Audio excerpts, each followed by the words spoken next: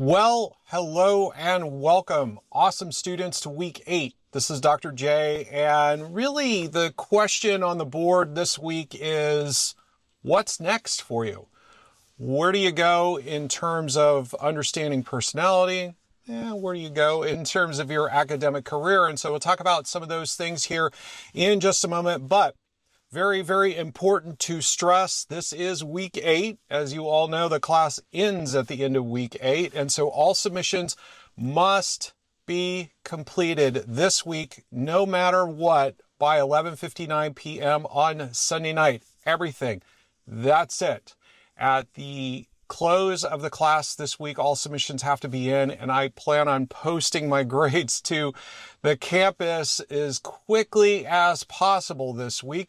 But I want to stress to you that it's really important that you get everything complete by Sunday, but there's really no reason why you can't complete this week's coursework in a few hours. And I'll talk about that here in just a moment when we do the assignment recap.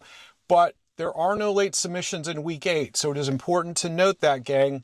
And I have, as an instructor, I typically teach about 3 to 4 classes every single term, and there's always a couple of students that for some reason or another send me an email Monday or Tuesday after the class is closed because they thought that they had a little extra time, that they might have a late penalty, but they could get something turned in. So again, I want to stress to you all that you must have everything turned in this week, no matter what, by 11:59 p.m. on Sunday. Now, there are a couple of students who are a little bit late still, running a little bit behind from week 7. Please get your stuff turned in ASAP, gang. Get this stuff done so you can certainly move on into week 8 and quite honestly wrap up the class so you can enjoy some time off before your next class. Now, I did want to take a little time to talk about late submissions. And of course, late submissions are always subject to a 10%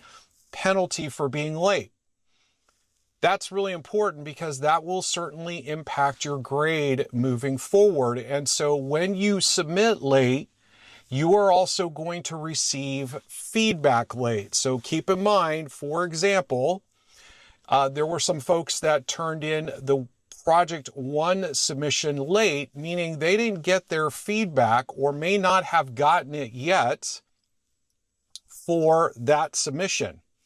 That feedback can be utilized to help you improve your performance on future submissions. And so when you submit late, you're not getting feedback on time and you're almost digging yourself into a hole a little bit in terms of where you're at with the class, because not only are you going to take a hit in terms of late penalties, but you potentially will take a hit in terms of your grading on the next submission.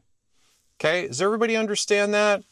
Because if you're not getting that feedback on time, you don't know about the mistakes that you've made, you're going to be making the same mistakes potentially on future submissions when you could have improved that. So again, late submissions are really a detriment to your academic success. So I stress aggressively to make sure that you always submit on time. Now, I do a lot of coaching outside of teaching. I work with students. I always have a group of students I work as coaching students.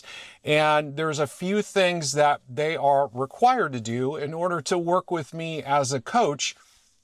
And my biggest tip, the number one strategy that I always give to students in terms of being on time, reducing their stress, improving their grades, I'm going to share with you at the end of this video, so make sure that you watch all the way through so you can get this information, because it will be an absolute game changer in terms of your performance as a student. But before we get to that, we certainly need to address this week, talk about the assignments and so forth. Now, here's the last thing that I'm going to talk about, the deadline this week, and I really want to stress this.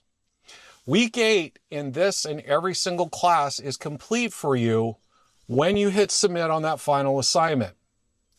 This means you get a break before your next class, or in some cases, if we have a week off, which we do in between a couple of terms throughout the year, you will actually have as much as 2 weeks off in some cases. Now, the only way that you can do that is to complete your stuff, get everything submitted on time and early. But again, this week, it will be your choice to complete your assignments early and have the rest of the week off. Or if you want to wait all the way until Sunday night at 11 p.m. to complete your assignments then and kind of worry and stress about stuff and potentially miss some things this week, that is your choice as well. But I do encourage you to get done and complete this week. And by the way, little precursor before we talk about the assignments, it should not take you more than a few hours to complete all of your coursework for week 8. Are you ready? Let's take a look at your assignments. So as we move into week 8, we are going to take a look at that personal theory that you had about personality during week 1. Remember way back 8 weeks ago, actually about 7 weeks ago, we had a little discussion in terms of what is your personal definition of personality. And we're going to reflect on that this week and really share some thoughts and insights in that on the discussion board. More about that in a moment. We're also going to add some what we call artifacts to that ePortfolio submission. So if you've been on the ball this week, you've gotten things done, this will be a very easy assignment for you to complete. Again, more about that in a moment. So for the course readings this week, I want to share with you, the course readings this week are really good. You're really going to enjoy the course readings this week, at least I would think you would, based upon where you're at in terms of wanting to be a professional within the mental health industry. I think you'll really enjoy the readings this week. And in addition to that, it's very light in terms of readings this week as we explore chapter 14. We're going to talk about some more contemporary thoughts, ideas regarding personality. Can personality be changed? Understanding how we measure and take a look and evaluate personality. And you can see the chapter goes from page 428 to 435. So here's one thing I want to share with you all. This is the extent of your reading this week. It's rather short. The average college student can read about 20 pages per hour.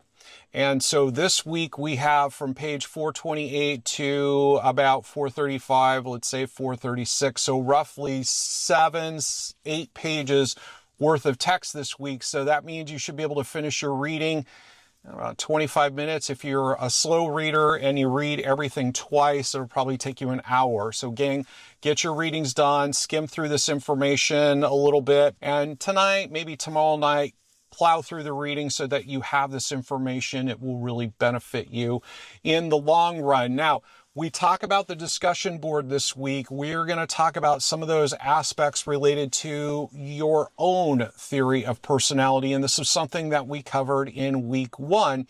And a little bit of how you can observe personality. Where does personality come from? Has things changed since that first week, and so forth. So for the discussion board this week, as it talks about 10 to 15 sentences, gang, this is about 3 short paragraphs, right? Please, for your benefit, especially, don't get in the habit of just coming in and having question, answer, because you're going to kind of rip yourself off, so to speak, in terms of your development of your writing skills. So what I encourage you to do is to write about 3 short paragraphs to address maybe a couple of these bullet points in each one of them, however it works out. But this should be structured in a paragraph format. Think more in terms of mini essay as opposed to just answering questions. And don't forget, we also got to reply to at least 2 of your peers this week. So do yourself a favor, get to the discussion board today, no later than tomorrow. Get that main post done, reply to 2 of your peers, and you're done and you get to move on, right? So discussion board is done. Don't forget also to address some of the programmatic themes down below. And again, we'll talk about some things related to self-care, and that being having some time off. And I'll talk about that again in more detail as I get to the end of this. But again, I want to stress in week 8, and this is true with every class, the minute that you hit submit on your coursework for the week, that last assignment, your time off will begin. So the one and only assignment this week, and it is a short one, gang, it is to update your ePortfolio. Before you get into this assignment, I'll give you a little bit of a personal perspective on the ePortfolio. This is a tool or a resource that is going to help your career. It can also be utilized to help you when you're applying to graduate school. It is also something that you can go to anytime, any place, access your information, get your CV, things of that nature. However you set up your e-portfolio, it will be a useful resource for you in your career. But as a student, you might think to yourself, oh, this is just one more silly thing that I got to do and I'm probably never going to use it, etc. So if you take 15 or 20 minutes to add a few things to this particular assignment is going to ask you to do a little bit of writing and to answer a couple of questions here. I'll talk about that in a moment. But if you take a little bit of time, update this e-portfolio as you progress through your program, when you're done with your program, you will have an incredibly useful tool for yourself.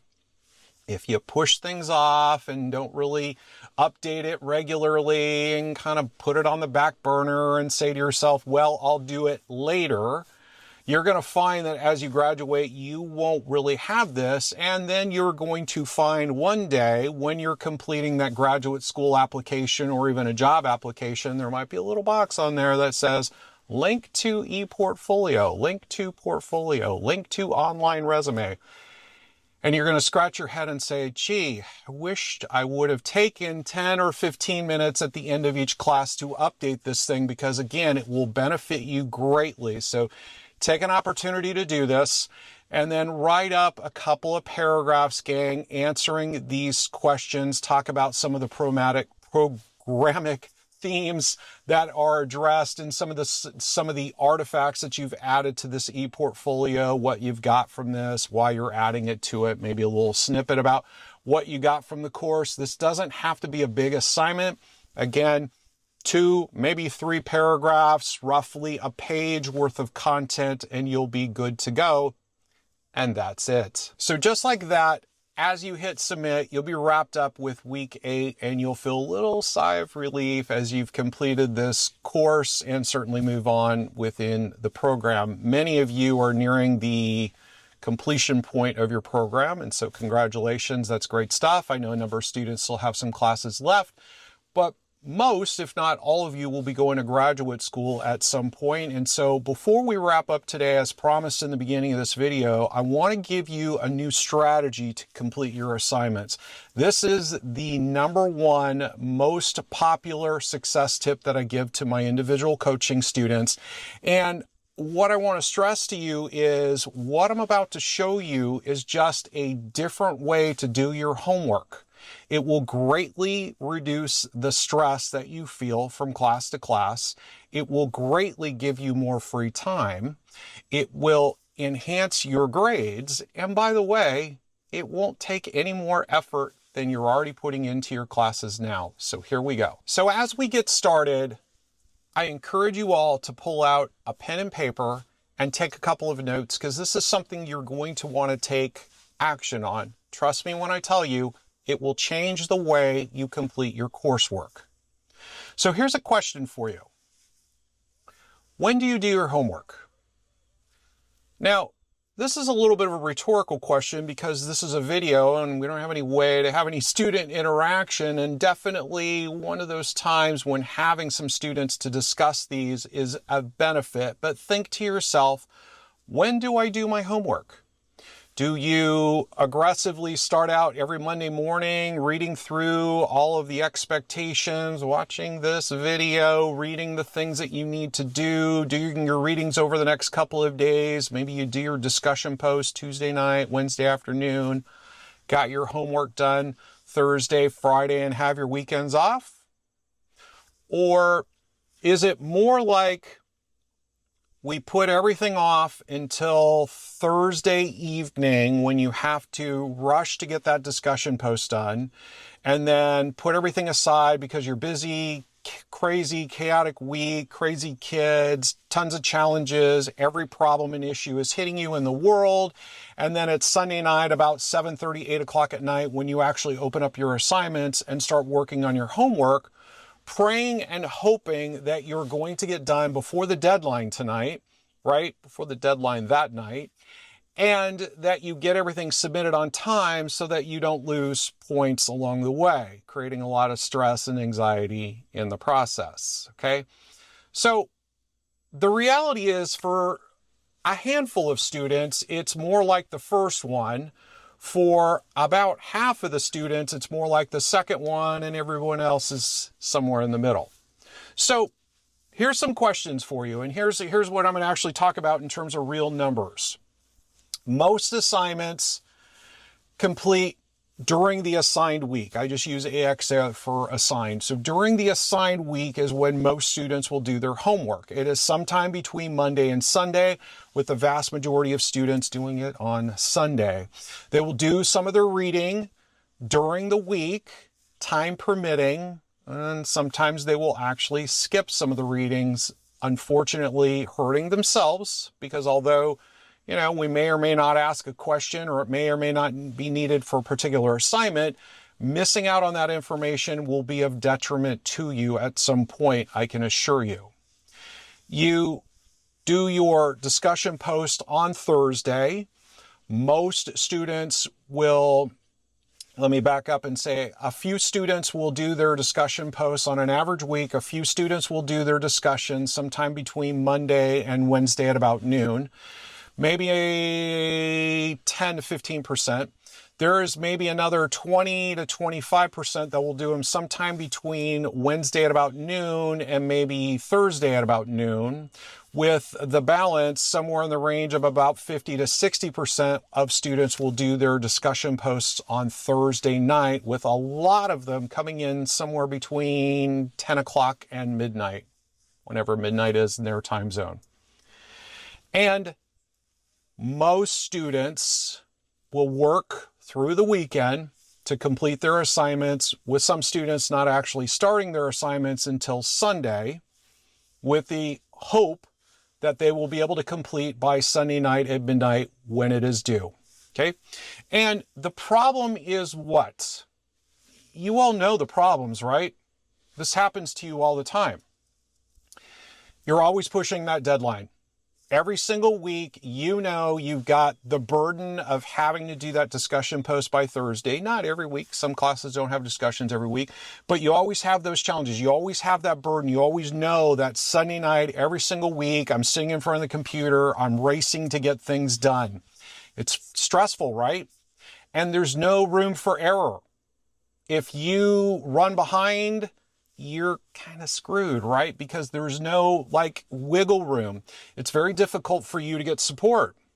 Have you ever sat there Sunday night scratching your head thinking, I'm not quite sure how to answer this question, but oh crap, it's 7:30 at night and I've got to write a 4-page paper and it's due in a few hours. So you can email myself, you can email one of the instructors you're working with, but gang, I'm just being honest, and hopefully you know and understand this. If you email your instructor at 10 o'clock at night on Sunday, it is very likely you're not going to get a reply until the next day, okay? So it's very difficult for you to get the support that you need to be successful. If a life challenge hits you, what do you got to do? You're going to have to ask for an extension, and unfortunately, you're asking for an extension at the deadline or shortly thereafter, right? So if an emergency comes up, if your kids get sick, if you get sick, if you get called into work, if your computer blows up or your internet stops working, or any one of the many, many things that hits you. And by the way, how many people, okay, again, rhetorical question, has some of these things already happened to, if not multiple times, right? Everybody here has had these things hit them throughout the program. And if you haven't, you've been very lucky, and you will have them hit you, because it's usually not a matter of if, but when, right? Okay, so life challenges hit you, you got to ask for an extension. Some instructors may give it to you, some may not. I tend to be more on the firm side because these are about commitments. It's about keeping our commitments. And although I'm certainly accommodating when some students have a legitimate family emergency, it can be very stressful for you. It's problematic for the instructor. It creates a challenge in terms of grading, etc. Okay. You also are more likely to lose points for a few reasons. If you're late on something, you could lose points that way. You can lose 10% of your submission points just for being late. Okay, so that's number one. Number two is, if you're working at 11:30 at night, how much more aggressively are you working from 11:30 to 12, right? You're going to start working more aggressively. You might miss some things. You might overlook a question. And I see this happen all the time. When students forget to do their discussions, they forget to do their replies. There was 5 questions on the worksheet and they only answered 4 for whatever reason. And this will result in a lower grade on that submission and ultimately a lower grade in the class. And you really need to start thinking to yourself, every grade that you get contributes to your GPA. And you are now moving into a field where these things are important. When you apply to graduate school, they are going to look at your transcripts. They're going to look at the grades that you got in each class. When you apply to internships and practicums, they are going to look at this stuff. When you apply to jobs, they are going to look at this stuff. If you go into teaching, your stuff is under a microscope for the rest of your life. And so take every opportunity to put your best foot forward in each and every class. And if you're pushing the deadline each week, lower grades are more likely. I'm not saying it's an absolute. I'm not saying you won't have a 4.0, but I'm saying on average, students are going to have a lower grade as a result. So I'm going to propose a new strategy for you. This is, again, the biggest, most successful, most embraced strategy that I give my coaching students. And I'll also be honest, because my students are required to do this in order to work with me. So I do some coaching on a couple of campuses that I work at, in a couple of programs, and I am not required to coach students. There are some faculty who are assigned to do that, but I'm not required, but I do it by choice. And in order to be one of my students, you have to commit to this and a few other things. And if you don't keep this up, I just drop you. And I know that sounds harsh, but gang, let me tell you something. I never, ever have a shortage. In fact, usually when I have a few open spots, they're gone instantly because students always want me to be their coach. And so I want to stress this to you. This is a highly, highly, highly successful intervention that will greatly reduce your stress and make life much easier for you. Instead of doing the norm where maybe you get started on Monday of the week assigned and you muddle through some stuff during the week, but in most cases you're submitting or completing your coursework right before the deadlines and submitting right at the deadlines, I want to propose a new solution to you. Okay? And most students will claim that the reason that they do this is because they're very busy. They're very busy. The only time they have, I hear this from students all the time, the only time I have to do homework, Dr. J, is on weekends. Great. Do the same thing that you're doing now, with the exception of in week 8, right now, gang, open up Brightspace. You'll notice that your next course is already loaded, fully open. You can see everything. Obviously finish this class first this week, right? Which is going to be very easy for you because you only have a few hours of coursework to do. And then get started on week 1 for your next class. Start coursework for next class, complete by Sunday of week 8. So your goal by week 8 is to complete week 1 of your next class. You can spend the entire weekend doing it if you choose, right? You could still work Sunday night from 8 p.m. until midnight to do that week 1 coursework. It doesn't matter, right?